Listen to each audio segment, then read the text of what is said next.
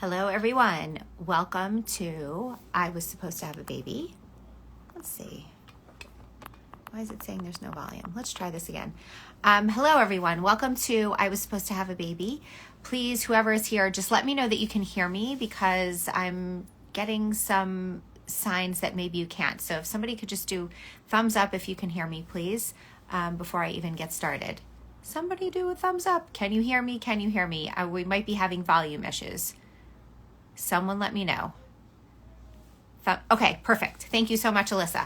Okay, so I'm Dr. Aimee Baron. We are here on another episode of Talking Away The Taboo. Tonight is a really interesting live that we don't get often, frankly. We're interviewing a gentleman, a male, talking about his perspective of his journey in infertility. David Melamed. She's actually right here. She's David is David is David has been married to Chani for 14 years. Let's make sure that I can grab you. Okay, I think you're here. Hi, David. How are you? Can you hear me? I can't. Hold on one sec. I lost my audio. Okay, yeah, because I can't hear you. So we're gonna figure all this out. Um, so David and Chani have been married for 14 years, and when Chani and I spoke around Mother's Day, and during that live, Chani said, I really think you should talk to Dave because Dave actually did this incredible speech for a different organization at an event. I think it was either Boney Alam or A Time. You'll let us know in a second.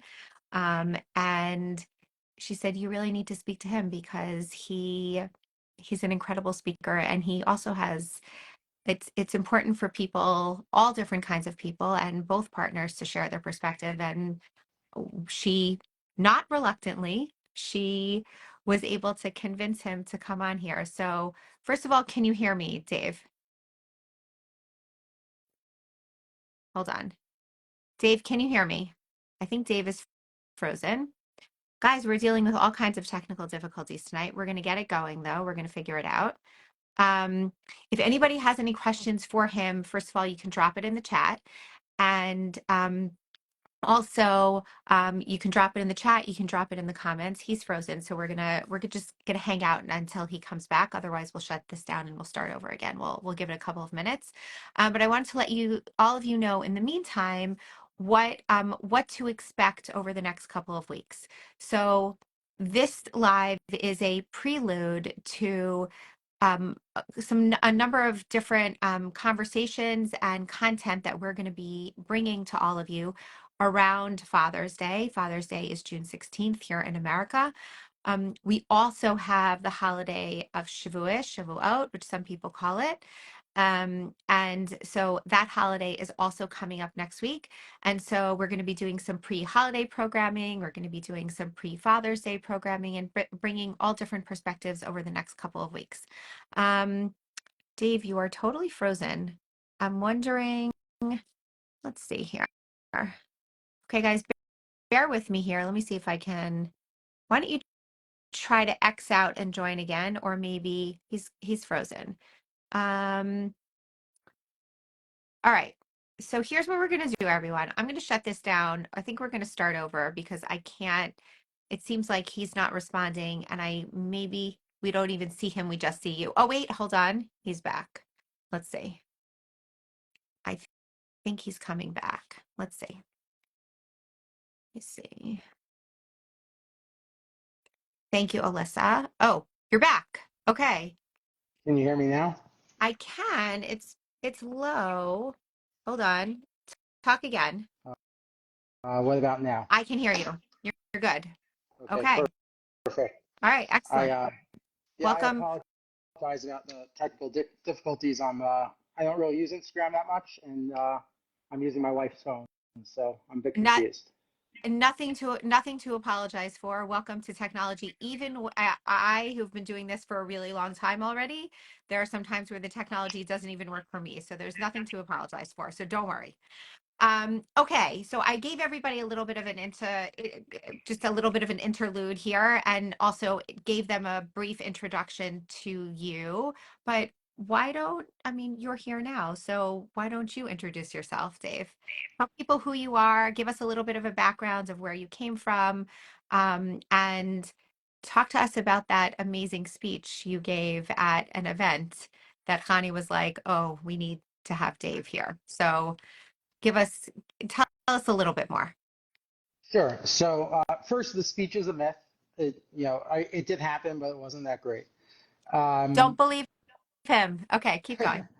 let's see. My name's David Melamed. I'm 42 years old. I'm from Denver, Colorado, and I met my beautiful, amazing wife about 14 years ago, and we've been um, dealing with the roller coaster of infertility for all this time, and you know, probably pretty early on into the journey, I remember hearing somebody say it was on it was like a Chinese auction live event, saying how the person who's like going through infertility for 3 years versus 7 years versus 12 years are really experiencing very different things, and it's a very different experience. I didn't really understand what the person meant at the time, but I think I have a little more clarity about what he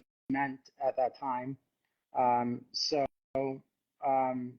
I I just don't know if what I have to say is going to resonate with people that are whether they're early in this journey, or whether it's a relative of theirs or someone that they care about, or kind of where they are in that process. The best I can do is share my experience, and hopefully this is something that I think you told me, which is part of the goal here is for people to feel less alone, and so I think that's a good goal.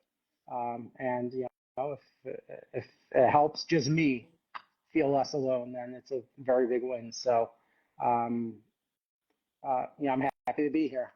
In terms of the speech, I heard you saying you weren't sure which organization it was. Um, it was to launch a Denver chapter of Bone ALM, Okay. um, and it was an intimate event in a room full of people that many of them I've known my entire life. Um, Many of them, our families go back 2, 3 generations, and it was. I was coming off of doing a time shasathon, and this might be useful to kind of hear about, which is I did my first time shasathon, and those who aren't familiar with it, it's basically just a fundraising effort where you kind of like these runathon type things or things like that, where you sponsor people um, and they learn a certain amount. And the goal there is to finish the entire Talmud under one roof. Um, the last time I did it, I the learning was great, very inspirational. And then afterwards, they have this huge event and siyum, or like completion ceremony, which is a very very big event. And there's some very hard hitting speeches um, during that event, because this is really their flagship fundraising event of the year.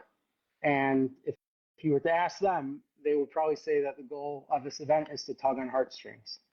And honestly, I don't think that event is meant for people that are in the thick of it. And I remember what I felt that night, because the room's dark, there's a powerful speech going on, and even transporting myself into there, I'm like tearing up a little bit right now. But if you were to dig into my Facebook archives, you'd see a picture of me crying with just a post asking the question, when is it okay to give up hope? And that's what I felt that night.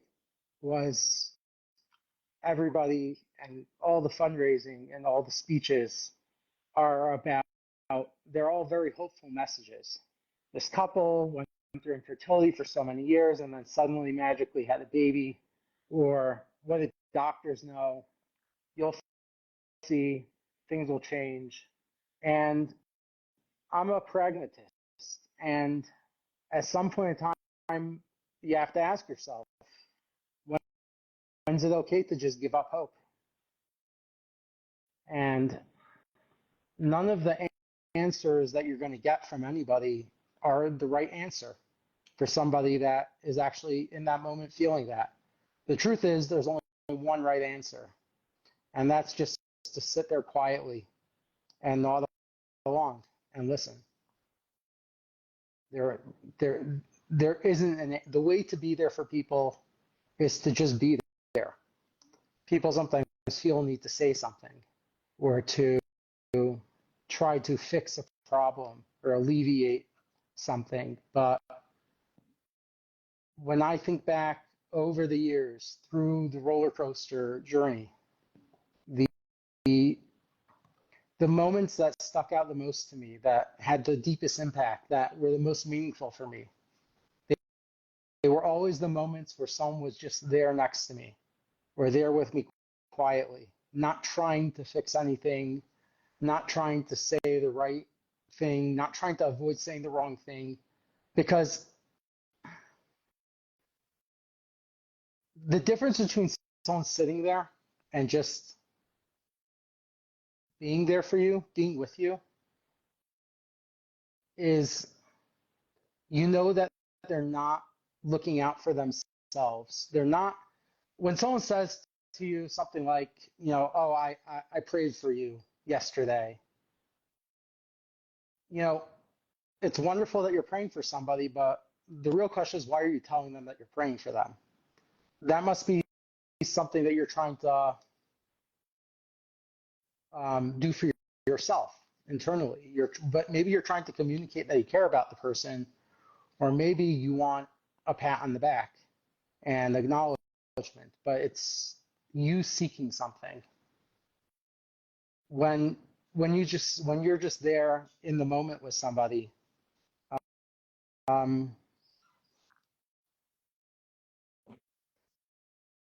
it's just about, my amazing wife just brought me a box of tissues, but hopefully I don't touch it, and she probably didn't realize that there's a box of tissues less than 5 feet away from me. But here's mine. yeah. Yeah. So my main point there is that when someone's just there with you, they're just there with you, and that's it. So that was my first time Shastathon, and the next few years, my wife asked me if I wanted to participate in it again, and I didn't think I had it in me. And then finally this year, I thought I would give it another try, and so I joined the Shastathon. And we live in Denver, so we had to travel to. It's in Pennsylvania, but we had to travel to New Jersey to attend it, and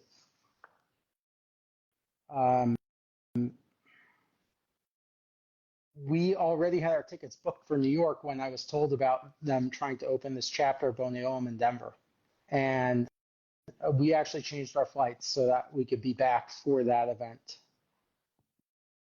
There's a lot of organizations that do wonderful things in the area of infertility, and they all, I guess, have their place, but they also all have their politics. And so I don't want to spend a lot of time talking about other organizations, but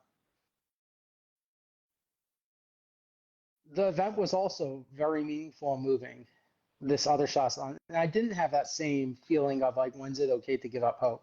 Just excuse me for a sec.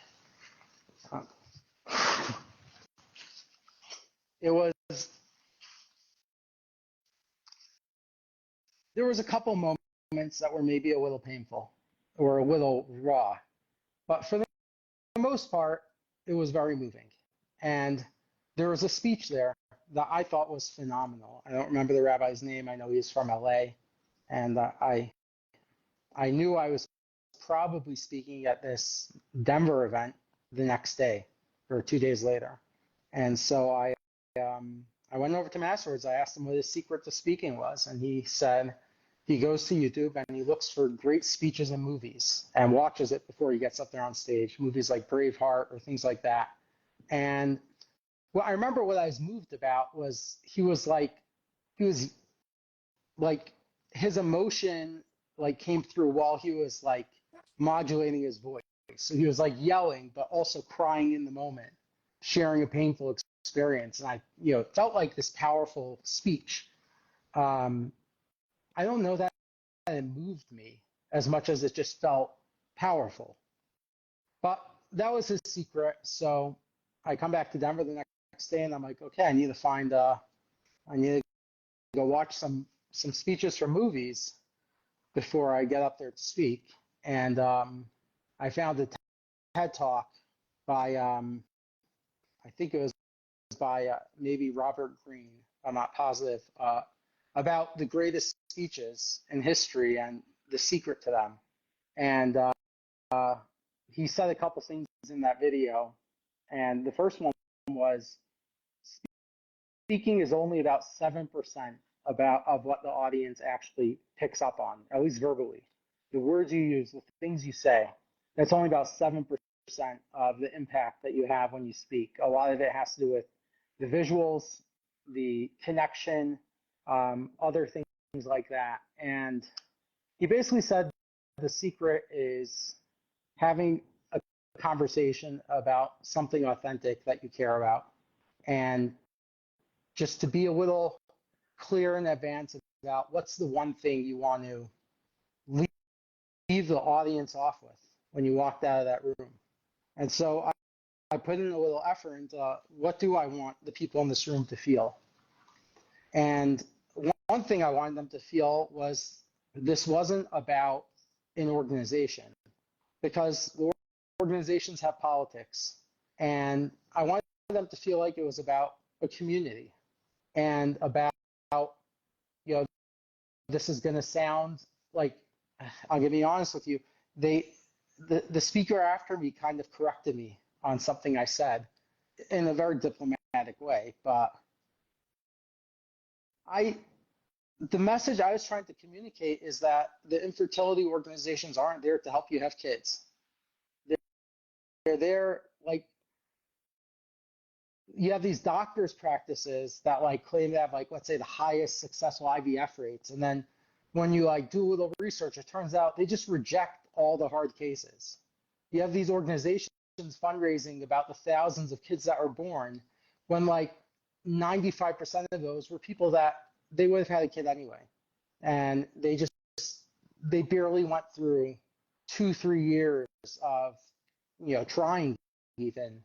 And it was maybe a matter of timing or some other small things. But when you have people that have been through this for years and years and years, and there aren't answers anymore, those like, that's also really important. And the message I wanted to leave everybody off in that room was that their very presence in the room was more important and more impactful, more meaningful than any impact from their donations to the organization in terms of like practical output, so to speak. I did some research.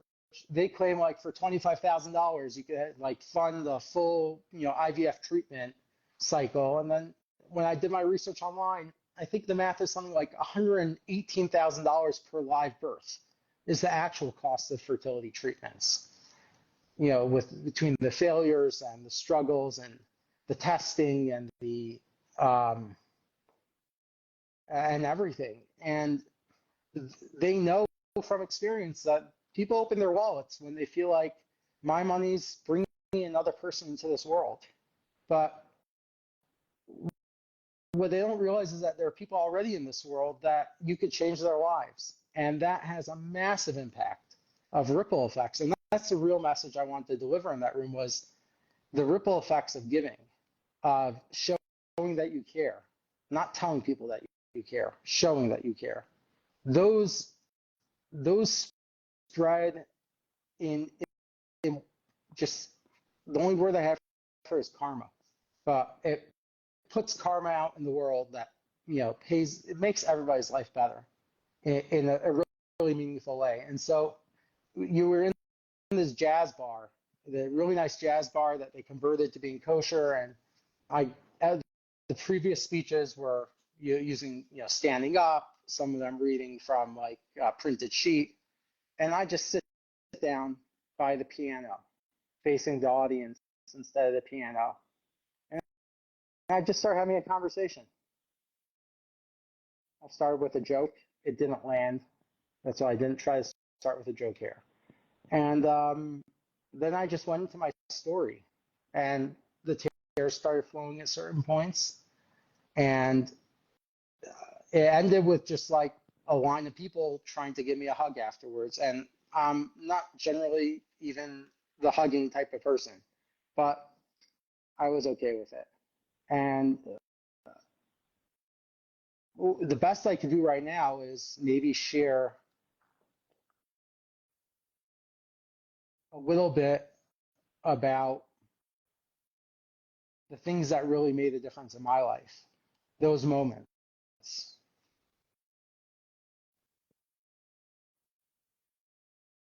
My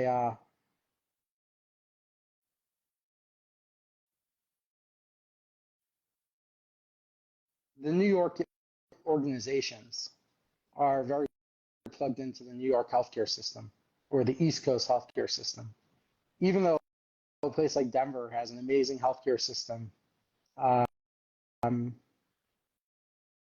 when you need to go for treatments, they're still going to push you more often than not to the New York hospitals and doctors and organizations. It's not easy to, for those that know, it goes into like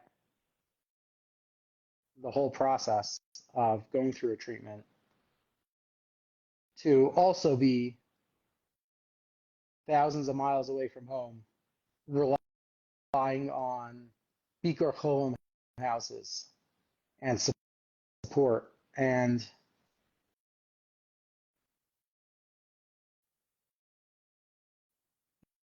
even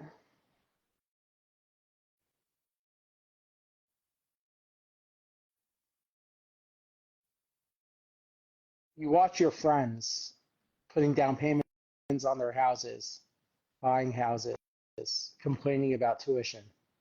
And you're just sitting there in the back of your mind thinking that, oh, you're the family without kids, so you're the person that everybody can ask for extra help. Can you have guests stay by you? Can you come over, to your parents or siblings? You could babysit. You can help. You could. There's just an assumption there that like you have it easy. And the amount of people I know that put every penny that they made into treatments, living in basement apartments, wishing they had the problem of figuring out how to pay tuition. For me, I was always very good at the work I did. And when we needed to do a serious treatment, a very expensive treatment, we couldn't afford it. And we didn't have insurance that would cover it. And I had to do probably the most difficult thing I had to do in my life at the time, which was ask for financial help, not just from organizations, from individuals. To me, it was the ultimate admission of failure, of not being able to support myself and my family. And I always struggled with self-esteem issues, so this was like an extra blow. And I'm not good with sales or rejection. And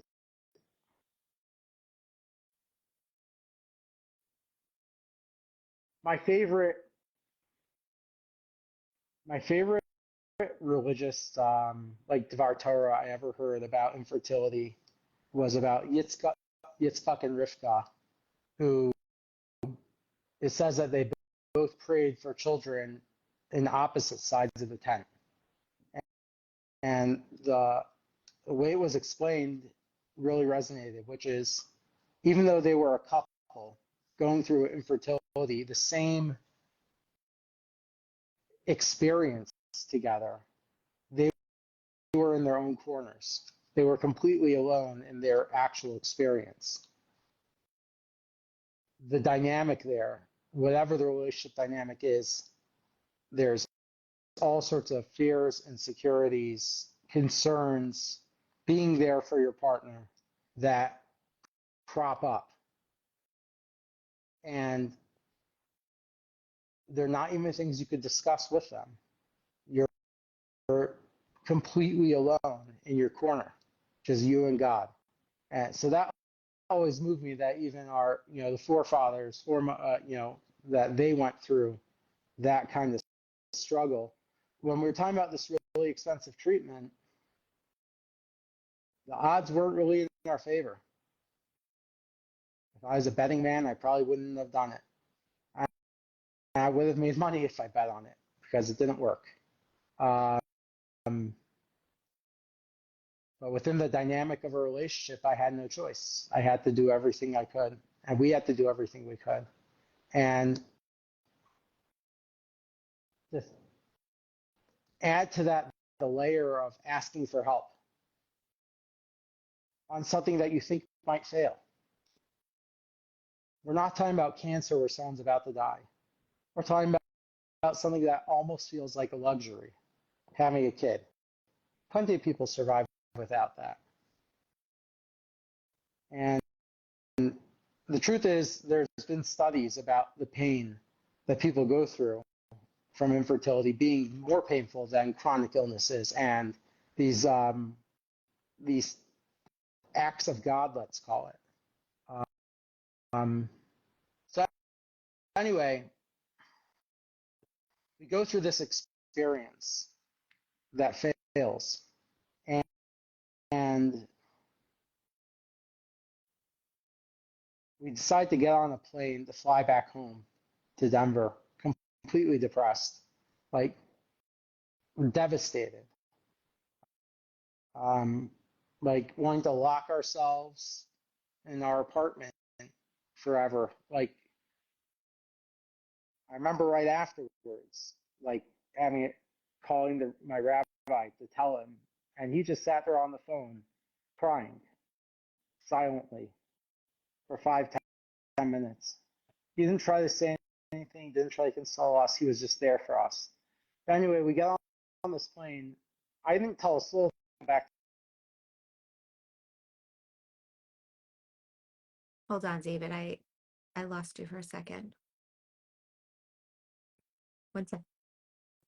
Okay, now I can hear you. You said My wife's phone just rang, and hello? You're back. I'm back, but now. not with You're back. the audio of my headset. Can you hear me okay? I can hear you. Okay. So hopefully this works better. We fly back to Denver, and we arrive pretty late in the evening. Not too late, maybe 6 p.m. And we're starved. And we don't want to go out.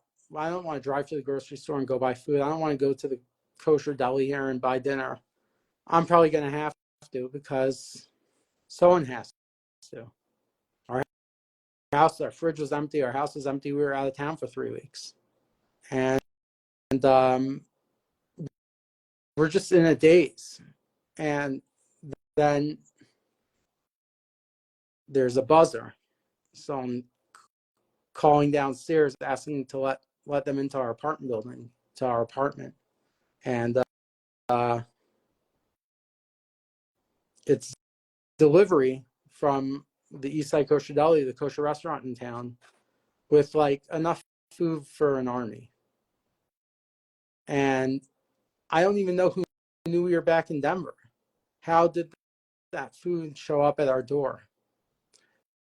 Turns out my wife said in passing to a friend that we were close with who's been through probably a dozen failed IVFs, although now, thank God, they have kids. She said in passing that we're heading back to Denver, and this is a family in Lakewood. They don't have money. He's a teacher. She runs a little home daycare in the home. They don't have internet. They don't have smartphones. They have no idea where the kosher food is in Denver. They jump through all those hoops to track down the kosher restaurant in Denver, figure out what food we normally order and like, and put in the order and arrange delivery so that when we are home and not wanting to be anywhere else, we wouldn't have to be anywhere else. I still tear up from that moment because it's the single nicest thing I could think of that anybody's ever done for me. Maybe it was a very small gesture. Maybe they even forgot at this stage that they even did that.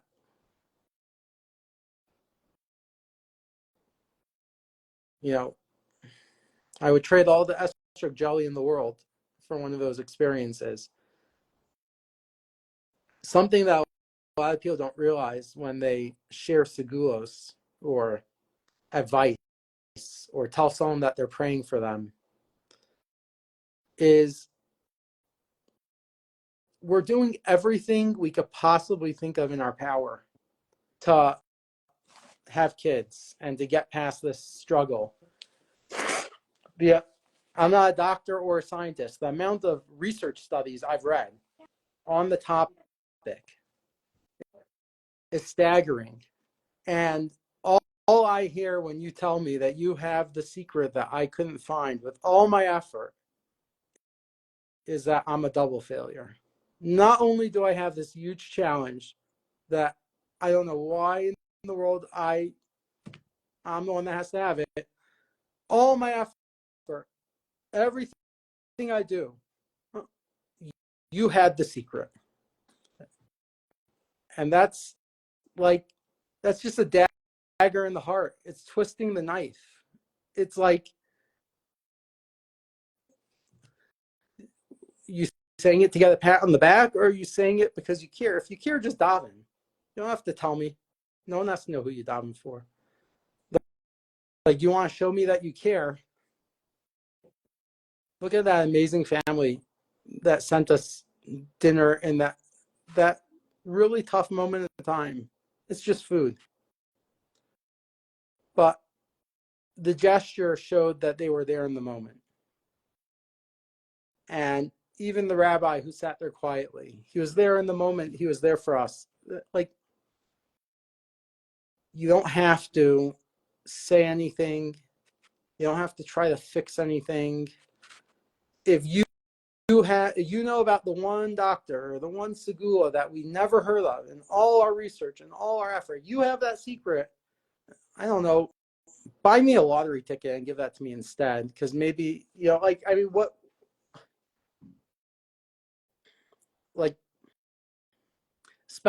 especially segulos, they're the worst, because, like, imagine a segula working. What does that say? I definitely didn't merit this. Nothing I ever did, my good deeds, my prayers, it's all going unrecognized by God. But this little magic segula of, stealing an egg from a bird's nest, and suddenly, like, now I'm worthy. Like, as much as I want a kid, I almost feel like I don't want it that way. And I do, but I would do it anyway. But I don't think there's a segula I've heard of from anybody that I haven't heard of or read about or researched. I don't think there's a doctor anybody's ever told me about that I haven't come across or heard about. And I mean, like, I could lecture people on the difference between, like, Cornell and Baylor and their school of thought and how they think about things. And we're living this every second of every day. The arrogance, it's just, it's painful. And the flip side of that is when someone's there for you and they show it, and like that food that crossed our door when we weren't expecting it. It changed my life. It made me realize that I tried to think how to say this. All it takes is about 10 generations to not statistically be related to your offspring or to your prior generations. Statistically, not related. Only about 4 generations in, and you're basically DNA is almost not the same, almost like you were a stranger, especially with Jews where we're all cousins and stuff. Like, I don't know. But when you do a really nice thing for somebody and that changes them and changes how they interact with everybody else they interact with and creates these like ripple effects of thoughtfulness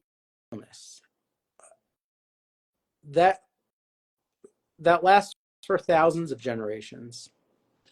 And so whatever evolutionary need we have to progenate, if that's the word, like that's far from the best way to have a real impact in this world. And it's almost like people need to live vicariously through their kids. But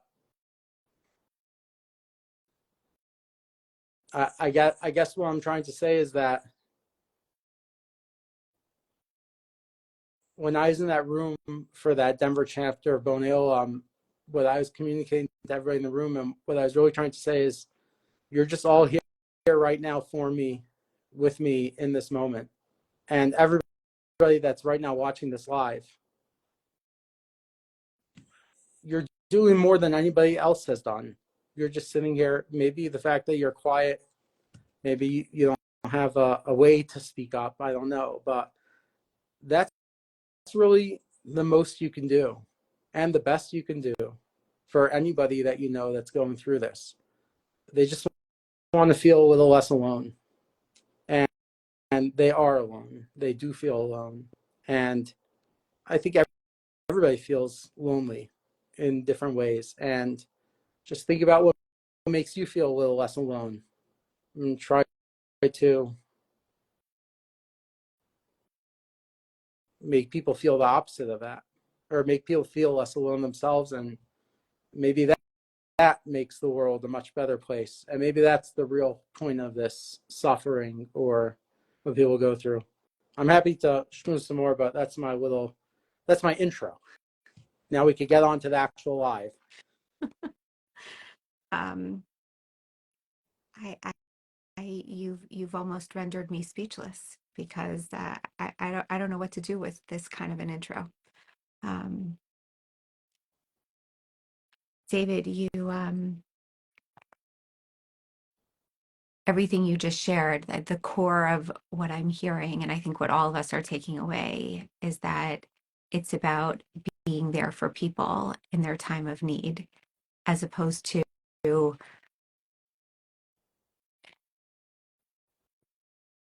giving them putting it's about being there for people and trying to anticipate what they might want or what they might need and sitting with them, as opposed to the overly these lines, these things that people say, oh, don't worry, oh, I'm davening, oh, I'm thinking about you, these like throwaway lines that people give.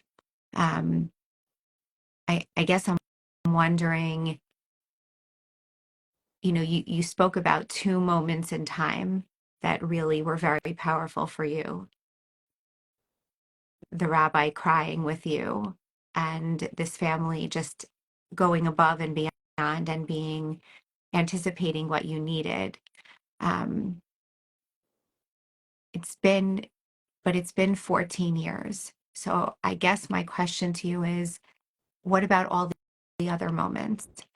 What were some of the other things that helped you, that got you through in some other moments in time when, you said in the beginning also that, you know, a journey of 3 years is different than the journey of 6 years, is different than the journey of 12 years. Do you remember the things that you held on to, the things that gave you hope then, or the things that helped get you through to the next stage at different juncture points? Were they the same? Were they different? Can you talk a little bit about that? Yeah, I might have to think for a minute. 98% of the time, I what I feel is hidden under the surface, but it's always right there under the surface. And, and what I mean by that is that the majority of the time, I'm not thinking about the pain or the struggle. Even going through testing and treatments and stuff like that is you're doing. So you're just actively living it. It's not necessarily this like rumination of pain that's never leaving your mind, but it's right there under the surface, very easy to trigger. And but I could say for myself, I'm not sure what helps, but I could say what hurts more. Uh, I could tell you that Simplest Torah has always been the hardest day of the year for me. Always. People throwing their kids up, all the women with their little babies coming to shul. It Everything about it is just so child and oriented. And I actually loved Simplest Torah as a kid. Probably my favorite holiday. I'm kind of really annoyed at Hamas right now because they kind of ruined. It's like I I always had this thing that Simplest Torah is the worst for me, and now it's just like I can't complain about Simplest Torah anymore. So, but that's all it really takes to kind of trigger that pain is to like look around and see that everybody else seems to have it so easy when it comes to having children. Not seeing like abortion debates is just like hearing, I guess in the religious world, you don't hear this as much, but people talking about like contraceptions and things to do to, you know, educate younger people to avoid pregnancy. And it's like, it's almost like it's a disease that everybody's going to catch no matter what, unless they're like super, super careful. And then here I am 14 years later, and it's just like, what what feels so natural and normal to everybody everywhere. And it's like, what's wrong with us? What's wrong with me? Why are we different?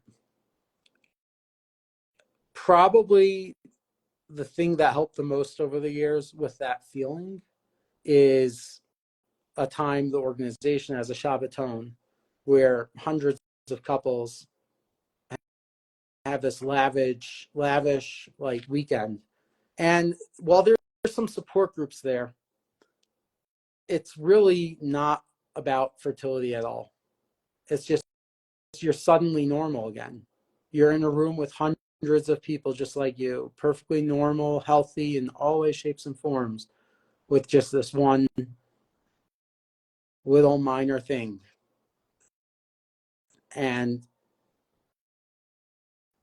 just remembering that you're not broken and there isn't something wrong with you is one of the best ways to get through it. In terms of hope, something my rabbi once said helped me a lot, which is a lot of what people try to push on you is miracles, like pray for a miracle, hope for a miracle, as if like the science and the data and history and biology don't have any say whatsoever in the matter. But when you realize that all of science is statistical probabilities, all the studies, it's all statistics, and that's all probability, which is not absolute in any way, shape, or form. You're not necessarily praying for biology to change. You're praying that you'll fall into the one out of 1,000 where the statistics missed out on or glossed over. You're the outlier that they normalize against. So, you know, we all know that there's discoveries every day in science, and there's all sorts of flaws potentially in what they might know today and what they might know tomorrow. So I think, that's where you can find the hope that might be harder to find if you're just thinking that it's about a miracle that changes your very nature. I don't know if that answered the question, but I mean,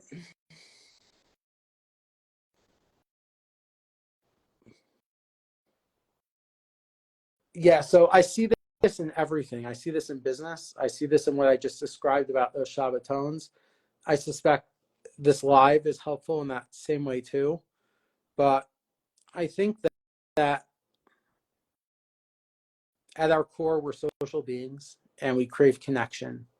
And the things that make us feel different uh, or broken or disconnected are the ones that hurt the most and make us feel lonely. And so probably the things that help the most are connection with others, being around other people, being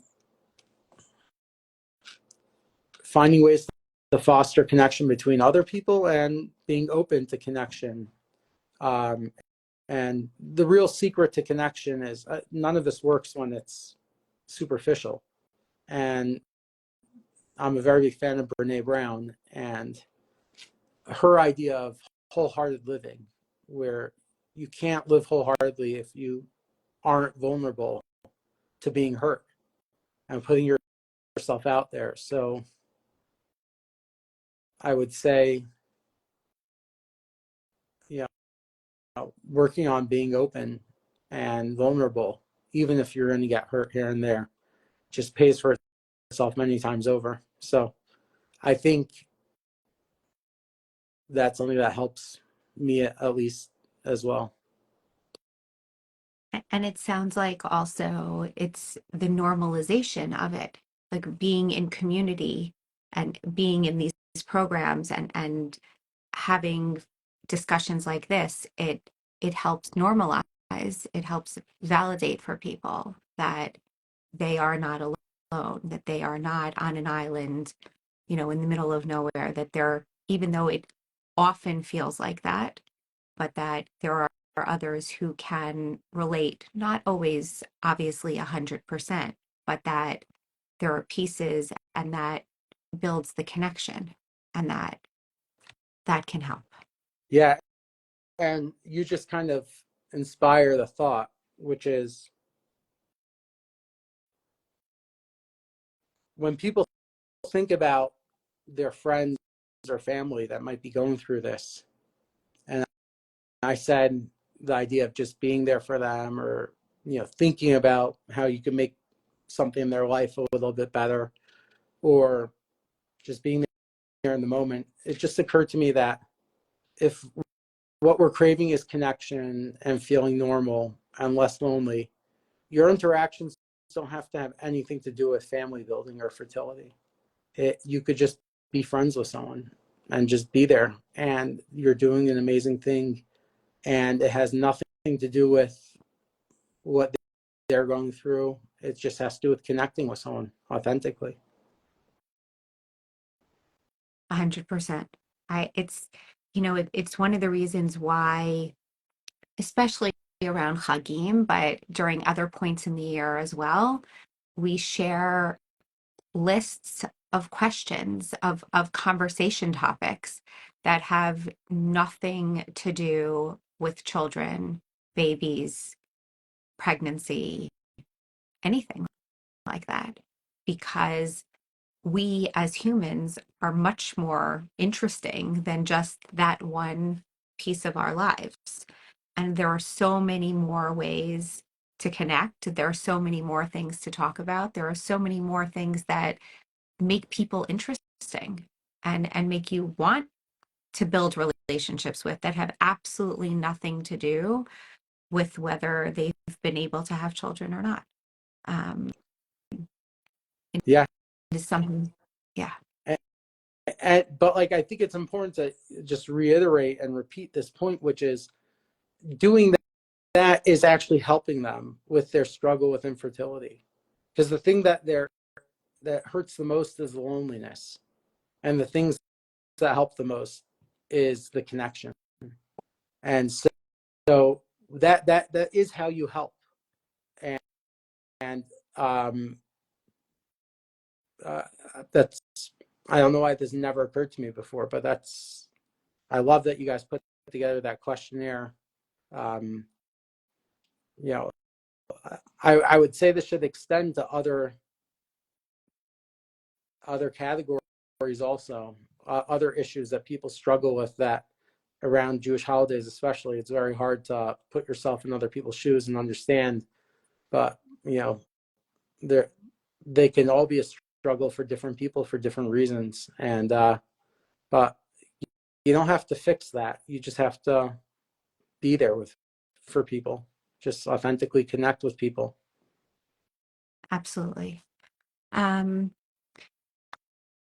in closing, in closing, um, how would you how would you suggest that, speaking of that authentic connection, how would you suggest that people, like, if they want to do something for you, or if they want to connect with you, do you do you, do you want to be invited to places with children? Do you care about that? Do you not care? Do you want to always be included? For example, for a bris, for a bar mitzvah, for, when your peers are having these milestone and these life events in their families? Or do you prefer, and this, I'm only asking you, you can't speak obviously for everyone in your position, but I think it's helpful for people just to hear your voice. um, when there are these moments in time, first birthdays, things like that, how do you want people to let you know about them? How do you want people to treat you? Do you want them to not tell you? Do you want to be invited and then you have the opportunity to refuse? Do you want not to be invited? Give us a little bit of a window into how you think about this. So as you elaborate on your question, you gave the answer I probably would give, which is only invite if it's very clear that there is an easy out. Um, I, I'm getting invited to lots of friends that are making bar mitzvahs now. Um, I assume there's no expectation whatsoever of me showing up to any of these bar mitzvahs. So I love those invitations. It tells me that they're thinking of me, they're not treating me differently, etc. When it comes to family and simchas, I feel like you're going to have to tell them and invite them. But the best thing you could do, and I don't even know if there's a way to do this, but the best thing you could do is give them an out too. The amount of simchas that I felt I had no choice but to show up to, that I was very painful to show up to, are too many to count. And the one or two times that I didn't show up because I couldn't, I just wasn't able to handle it, the amount of apologizing and smoothing over offended, feelings is just like also, that's twisting the knife. So being very, very understanding that, you know, uh, I'll share a story that a friend shared with me about, there was a board meeting, a membership meeting at our shul, and they announced that they were raising the shul dues. And this guy was really upset about it. And I am to know he shouldn't really care about the extra few $100s a year. And maybe a year later, he told me that his wife and him came to that meeting from a failed like treatment appointment. Maybe it was an IUI. I don't know what it was, but they literally like left the doctor and came straight to like the membership meeting after just like spending money on a failed treatment and then like being like hit with that, oh, we're raising the shul dues, and some of that I think was actually to help support for childcare for the shul. But that's an example of it kind of being on the surface. And so I would say give people their space, give them the outs, but let them know that you're not treating them differently would probably be the way to do it. I don't know if there's a right or wrong. Some things in life um, are lose-lose. That's just the way things are. I'm just thinking about this for a minute. Um,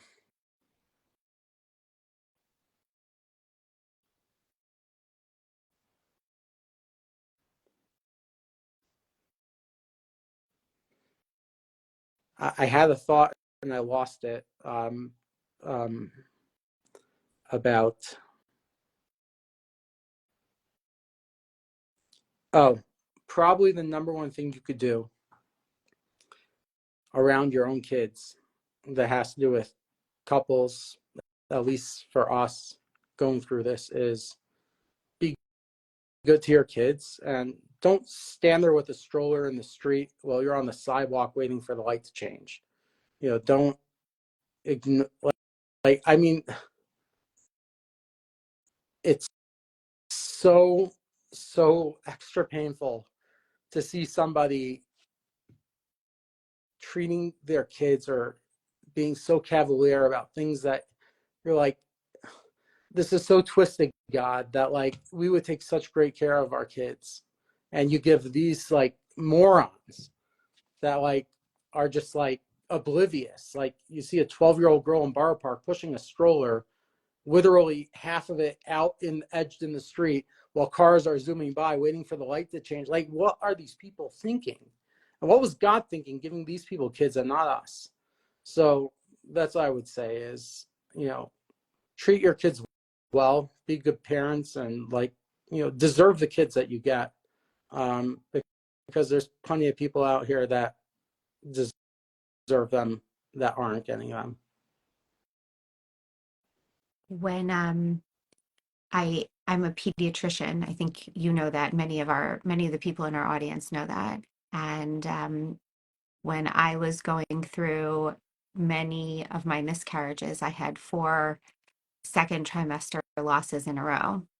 Um, During that time, I was working in a hospital as the attending pediatrician in the newborn nursery, labor and delivery in case there were any high risk deliveries, and the neonatal intensive care unit. It was kind of like you covered all of those 3 different places in the hospital.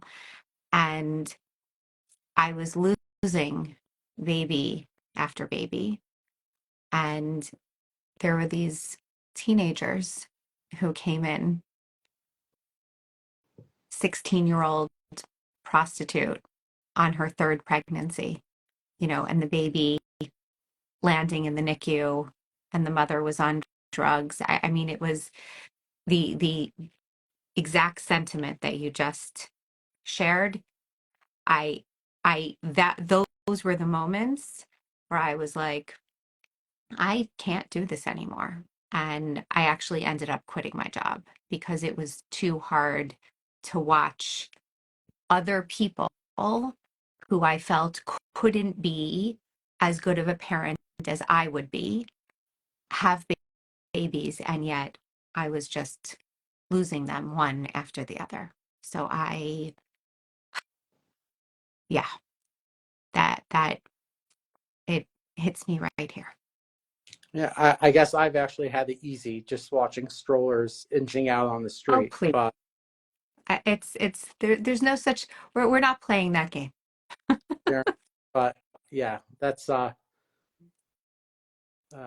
would be my number one message to parents is, you know, um, the, appreciate the gift you're given, and you know, take as good care of it as someone that isn't being given that gift would.